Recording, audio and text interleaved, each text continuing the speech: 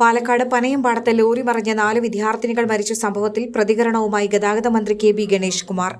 പനയമ്പാടത്തെ road നിർമ്മാണത്തിൽ പാളിച്ചയുണ്ടെന്ന് KB. Ganesh Kumar പറഞ്ഞു.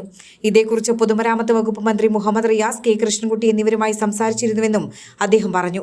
നാളെ പാലക്കാട് പോയി റോഡിനെ സംബന്ധിച്ച പ്രശ്നങ്ങൾക്ക് അടിയന്തരമായി പരിഹാരം കാണും. ഇത്തരം ബ്ലാക്ക് സ്പോട്ടുകൾ കണ്ടെത്തി ലിസ്റ്റ് തരാനായി ആവശ്യപ്പെടുമെന്നും മന്ത്രി കൂട്ടിച്ചേർത്തു. കോൺട്രാക്ടർമാരാണ് റോഡ് എങ്ങനെ നിർമ്മിക്കണമെന്ന് തീരുമാനിക്കുന്നത്. അവിടെ എഞ്ചിനീയർമാർക്ക് ഒരു സ്ഥാനവുമില്ല. ഗ്രൗണ്ട് ലെവലിലേക്ക് ഇറങ്ങി വന്ന സൈറ്റിൽ നിന്നാണ് റോഡുകൾ ഡിസൈൻ ചെയ്യേണ്ടത്. യാതൊരു ശാസ്ത്രീയ മാനദണ്ഡവും പാലിക്കാതെയാണ് റോഡ് നിർമ്മാണം നടത്തുന്നത്. പ്രാദേശികമായ പ്രശ്നങ്ങൾ കേട്ടിട്ട് വേണം റോഡുകൾ ഡിസൈൻ ചെയ്യാനെന്നും മന്ത്രി പറഞ്ഞു. പരീക്ഷ കഴിഞ്ഞ് മടങ്ങിയ 8ാം ക്ലാസ് വിദ്യാർത്ഥികൾക്കാണ് ദാരുണമായ മരണം സംഭവിച്ചത്. പാലക്കാട് നിന്ന് സിമന്റ് കയറ്റി വന്ന ലോറി മറ്റൊരു ലോറിയിലിടിച്ച് നിയന്ത്രണം വിട്ടാണ് അപകടമുണ്ടായത്.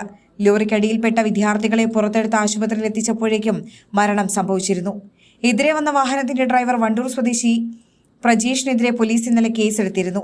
അശ്രദ്ധയോടെയും അമിത വേഗത്തിലും വന്നു എന്നാണ് കേസ്. വാഹനോടമയെ വിശദമായി ചോദ്യം ചെയ്യും.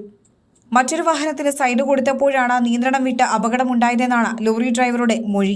ചാറ്റൽ മഴയും റോഡിലെ തെന്നലും നിയന്ത്രിക്കാനായില്ലെന്നും ലോറി ഡ്രൈവർ പറഞ്ഞിരുന്നു. അതേസമയം മറ്റൊരു വാഹനം ഇടിച്ചാണ് അപകടമുണ്ടായതെന്നാണ് പോലീസ് പറയുന്നത്. പരിശോധനയിൽ അപകടത്തിൽപ്പെട്ട വാഹനത്തിലുണ്ടായിരുന്ന ലോഡിന്റെ ഭാരം കൃത്യമായിരുന്നുവെന്ന് RTA പറഞ്ഞു. ലോറിയുടെ ടയറുകൾക്കും പ്രശ്നമില്ല. അധികം പഴക്കമില്ലാത്ത വണ്ടിയാണ്. മുൻപ് അവിടെ അപകടം നടന്നതിനാൽ IIT പഠന റിപ്പോർട്ട് വാങ്ങിയിരുന്നു. ഇക്കാര്യം ചർച്ച ചെയ്ത പനയമ്പാടത്തെ അപകട മേഖലയിലെ പ്രശ്നം പരിഹരിക്കാനുള്ള നടപടി സ്വീകരിച്ചു വരികയായിരുന്നുവെന്നും അതിനിടയിലാണ് അപകടമുണ്ടായതെന്നും RTA അറിയിച്ചു.